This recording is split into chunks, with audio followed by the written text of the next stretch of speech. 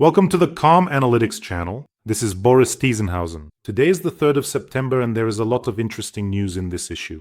Trump made a sharp statement about Putin and warned of impending consequences. Putin responded with a massive strike on Ukraine. Meanwhile, Russia is once again changing its demands for negotiations. And on the front, in the Donetsk region, the Russians are suffering simply colossal losses in their meat grinder assaults. China has unveiled ultra-modern weaponry and is forming a front against freedom together with Putin and Jong.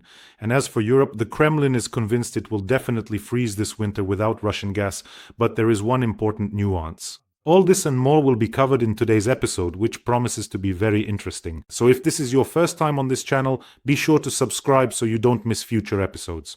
So yesterday, Trump announced an important statement, came out and said the following: "We will do something to help people." He also stated that he is very disappointed in Putin. Well, he said that he and Putin used to have a great relationship, but now Trump is very disappointed. Thousands of people are dying, Russians and Ukrainians alike. This war makes no sense at all. And you probably thought that after this he would say, "All right, then I'm imposing sanctions."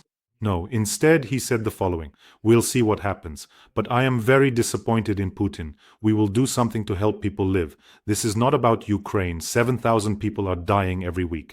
Or maybe you thought he would say after that, "I will do everything to make them stop dying." No.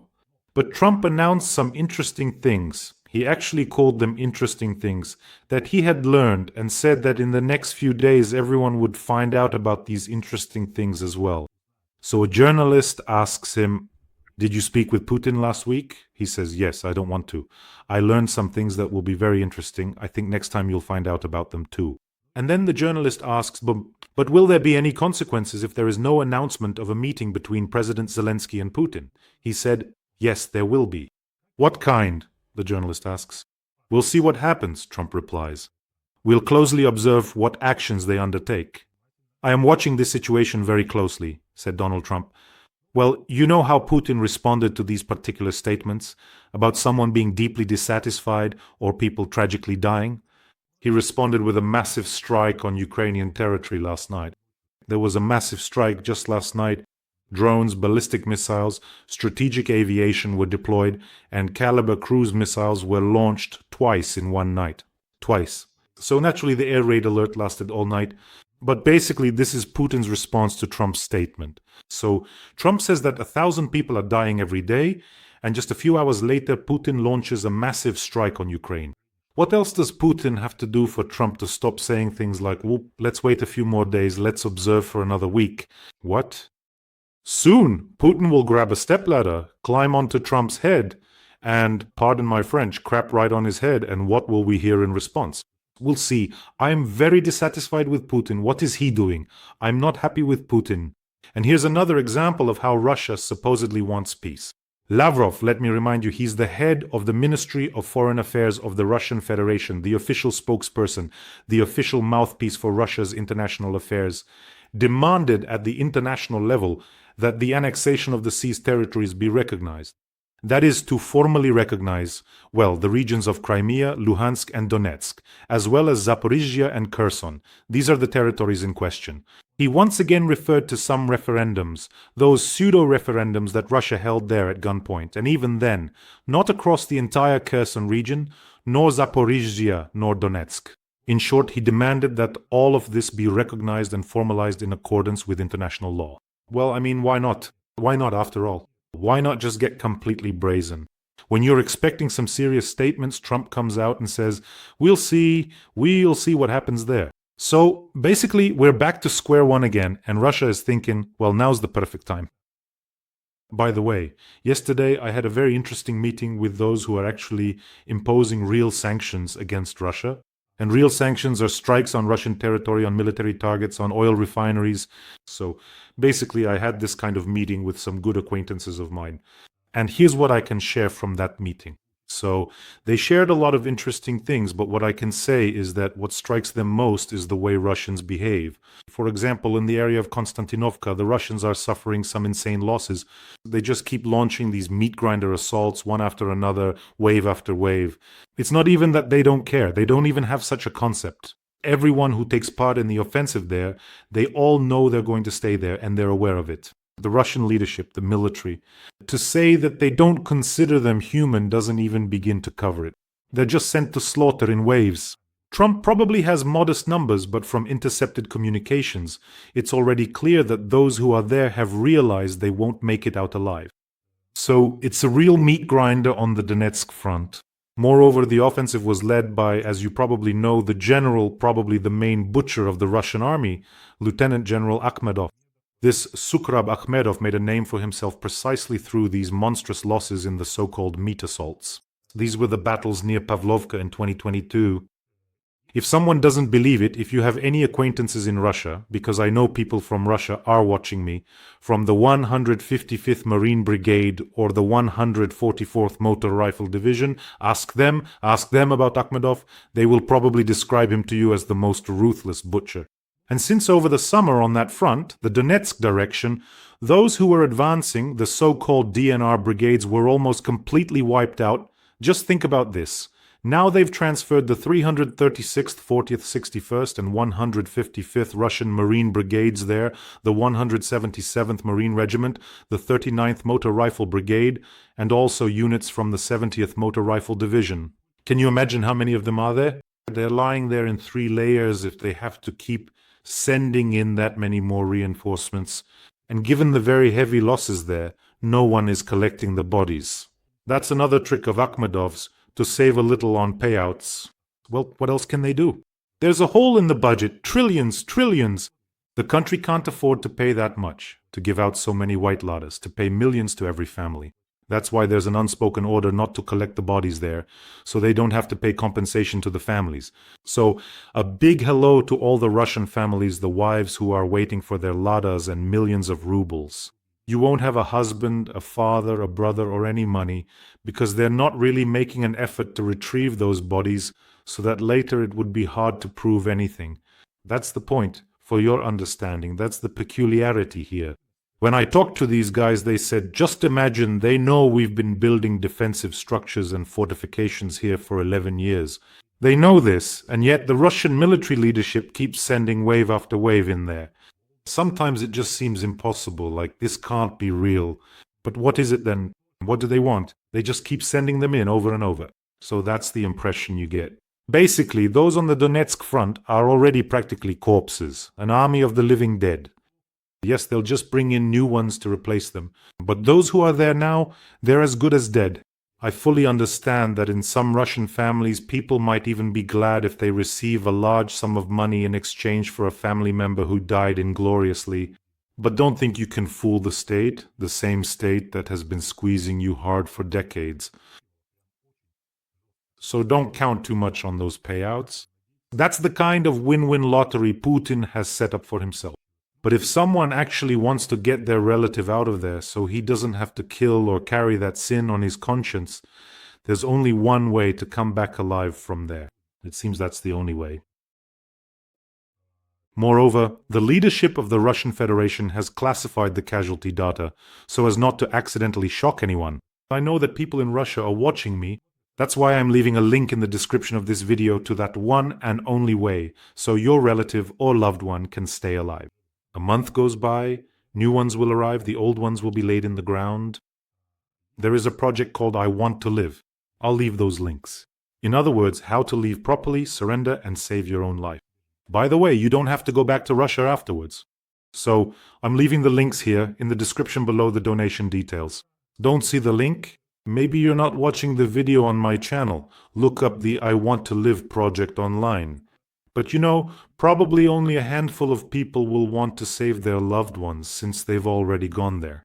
But even if you save just a few of your relatives, you will have saved their lives. And let me remind you, friends, that Putin's summer offensive has completely failed, precisely because our fighters, our defenders, did not allow Putin to carry out his plans. That's why I want to remind you that we are raising funds for the separate Bohdan Khmelnytsky brigade to buy ATVs. They are fighting on the Pokrovsky front. It's a very hot spot. The Russians keep coming in waves over and over again. Thanks to defenders like these, Putin is really failing. I think we simply have to help them. This fundraiser is for ATVs. And let me remind you, Mobility and speed for units, including drone units, are not only the key to successfully completing combat missions, but also to saving the lives of our defenders. So I am really asking you to support this fundraiser. This is our direct investment in saving the lives of our defenders and protecting our country. The link to the fundraiser is in the description of this video and also in the comments. There are private, mono, and PayPal options for those who want to help from abroad. I see everyone. Thank you all so much. A huge, sincere thank you. And if you happen to be watching not on my channel, there's a QR code. You can use it to go directly to the fundraiser page. The war continues to scorch our land. The separate presidential brigade is reaching out to Borys Tizengauzen and the viewers of his channel with a request to provide our battalions with ATVs to carry out mobile combat missions in the Pokrovsk direction. We are sure that you fully understand the hell that is happening here right now. We all need to make every effort to preserve the independence of our state.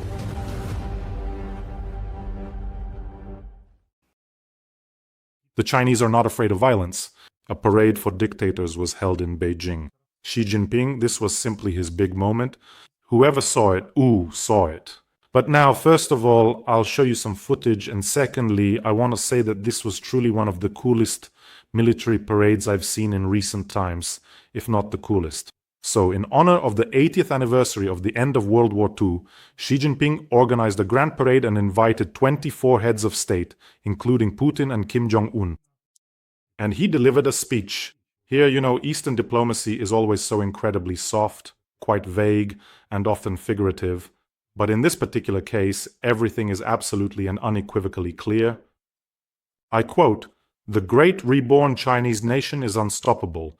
The Chinese are a people who do not fear violence and are independent and strong." And then he addressed the world.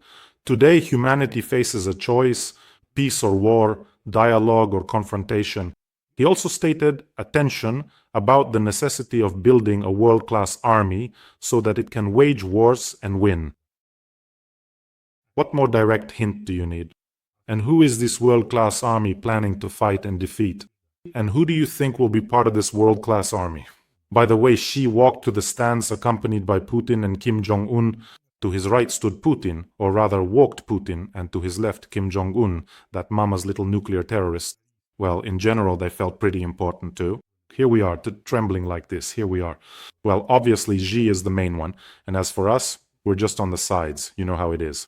In general, the message about waging wars and winning was probably more directed at Putin, that the world's army will look different from the Russian army. And tens of thousands of soldiers marched across Tiananmen Square. The Chinese showcased various types of weaponry. So they had hypersonic missiles, air defense systems, drones, tanks, aircraft, and intercontinental ballistic missiles. Basically, it was all just a show of force. Obviously, it was directed at Taiwan, but the main audience was in the United States. So this was called the Front Against Freedom. And this parade was meant to prove that China is becoming a global power, ready for a new confrontation, ready to rewrite the world order. Now, there are two leaders. In fact, everyone already acknowledges this, China and the United States. And China is now actively calling upon nations, let's unite together around us and collectively show the Western world exactly what we are truly capable of achieving. So, a unified front against freedom is forming. And the parade really was very large scale. By the way, Lukashenko was at this parade. I watched the whole thing, fast-forwarding through the parts where they sang various songs, and they sang, with that Soviet grandeur. Several thousand people standing in identical clothes singing a song, and the orchestra, there must have been more than 1,000 people for sure. So it was really on a grand scale, truly grand. Lukashenko, well, some of the guests were there with their wives, and Lukashenko showed up with Kolya again. Once again, he came with Kolenka, his son. And Kolya every time just doesn't know what to do with himself. So Kolya even flew with Lukashenko to Valam to see Putin, and he was constantly peeking out from around the corner there, as if to make sure his beloved father wouldn't be stolen or swapped out. So this time as well, when Lukashenko arrived, they had to go through the gates onto Tiananmen Square. And Kolya too, suddenly he realized that, well, the red carpet probably wasn't laid out for him. So he ran off and walked outside the carpet, parallel to his father. Well, at least Kim Jong-un was rolling along like a cheerful little bun, looking pleased. The way he was laughing in all directions, just so delighted. Finally, he was invited, like when kids used to be seated at a separate table, and now he'd reached the age when he could sit with the adults, and he walked along, pleased with himself. Wow, I'm going to buy myself some huge rockets. So that's how it is. Lukashenko, his health is really bad. There, you had to go up quite a long incline and then up some steps. Lukashenko made it up the incline, but he was no longer there when it came to the steps. On the incline, he kept wiping his face with a handkerchief. Well, you can clearly see that his health is really not good at all.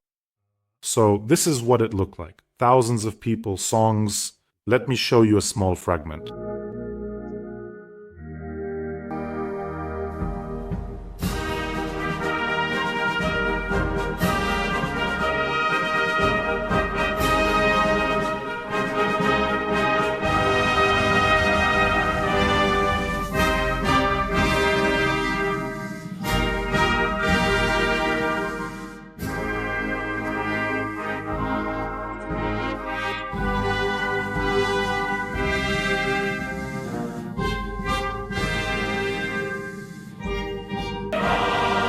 It was certainly on a grand scale.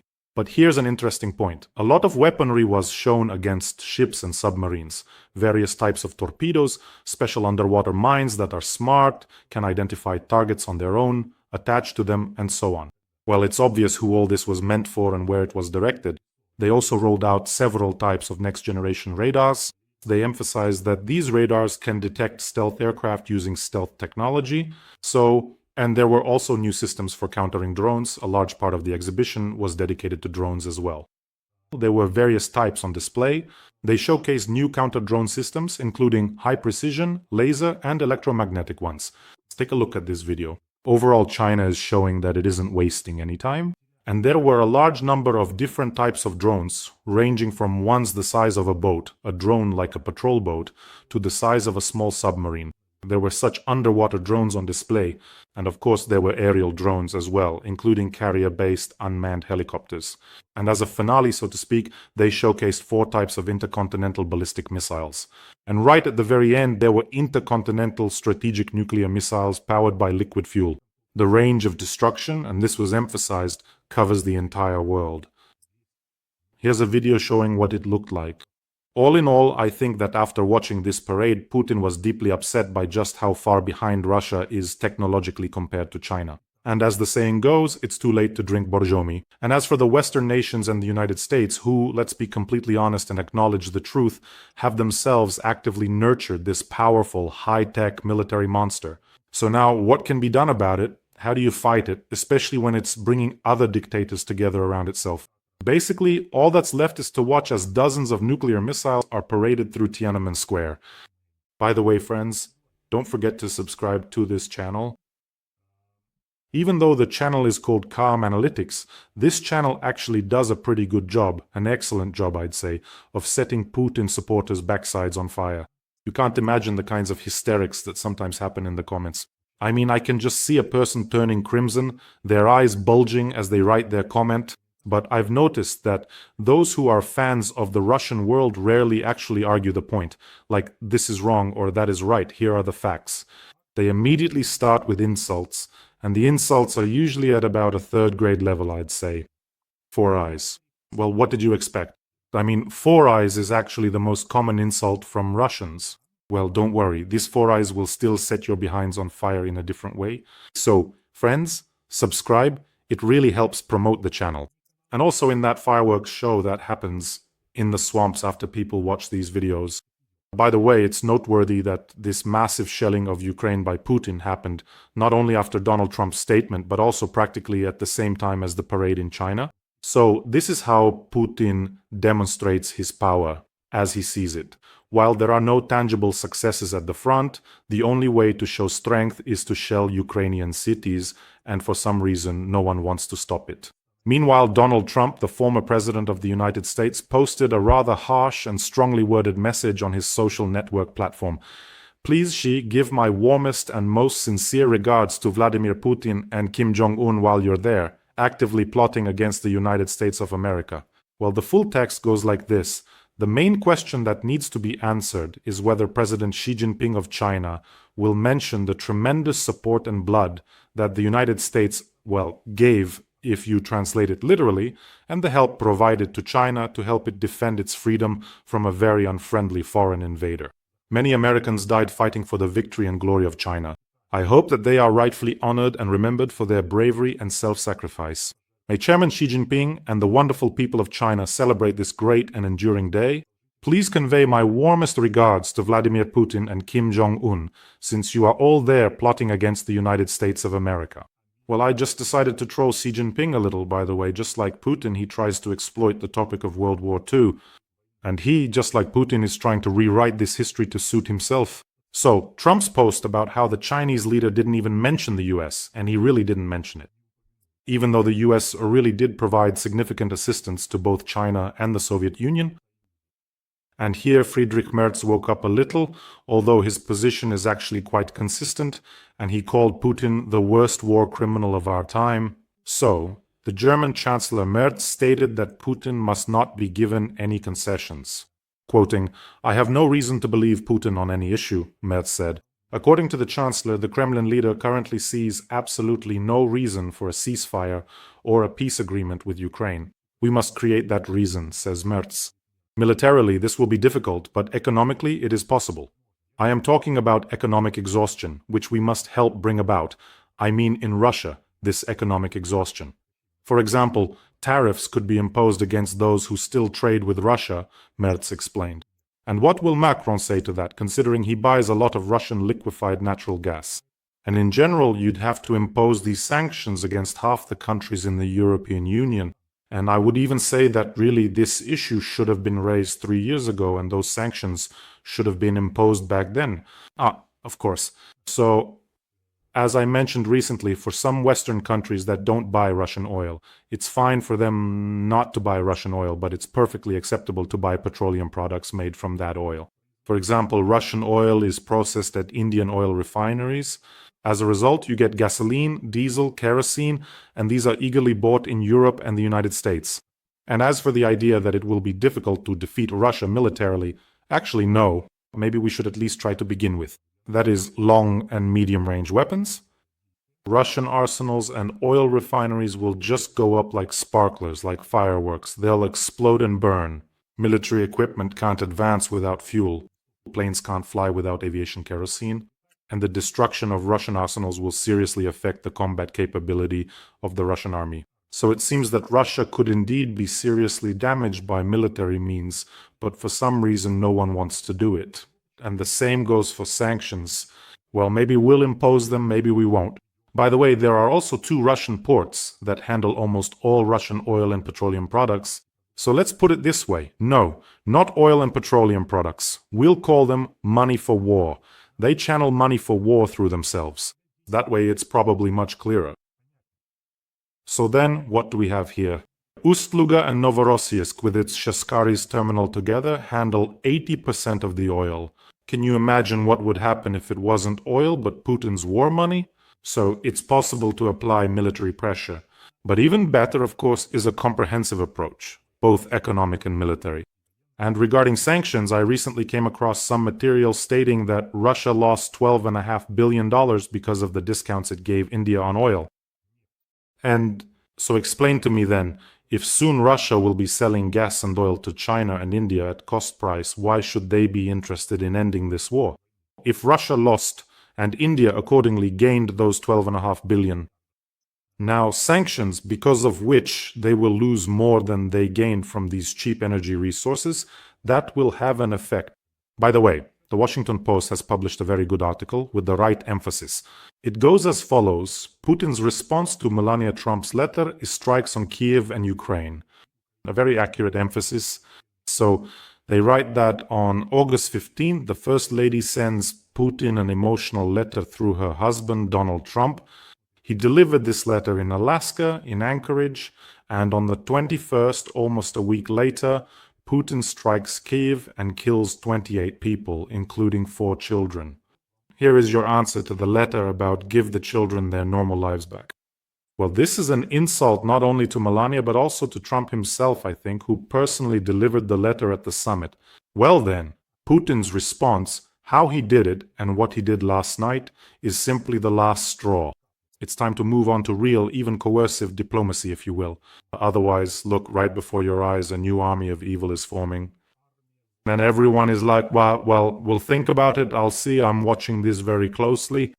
And by the way, in Russia, they're once again trying to scare Europe with a gas shortage and saying that Europe will freeze again.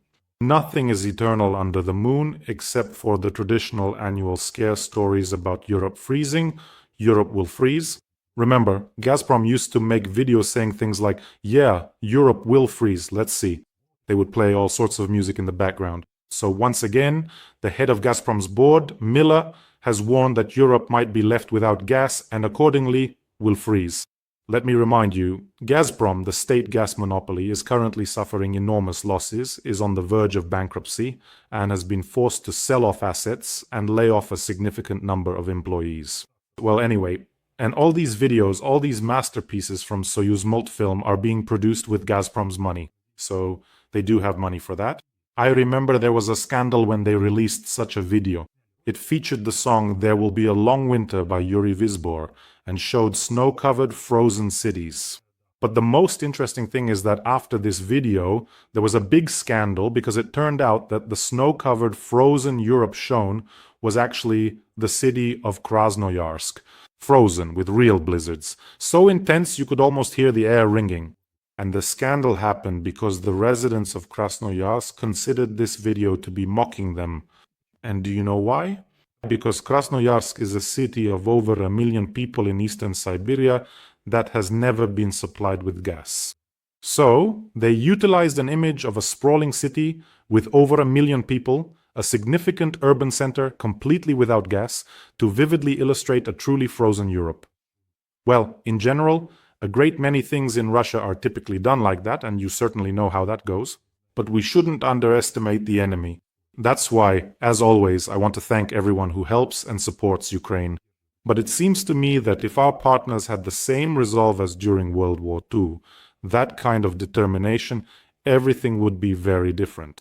And maybe by now, Putin would already be somewhere in a bunker, loading some service weapon he still has from his KGB days, and, well, after taking out 7 or 8, however many of those replicants there are, he'd take care of himself next. Friends, take care of yourselves, take care of your loved ones. Subscribe to this channel, don't forget, and let's support our defenders. Let's support this fundraiser. I'm asking you very much. All the links are in the description. Wishing us all a peaceful day and glory to Ukraine.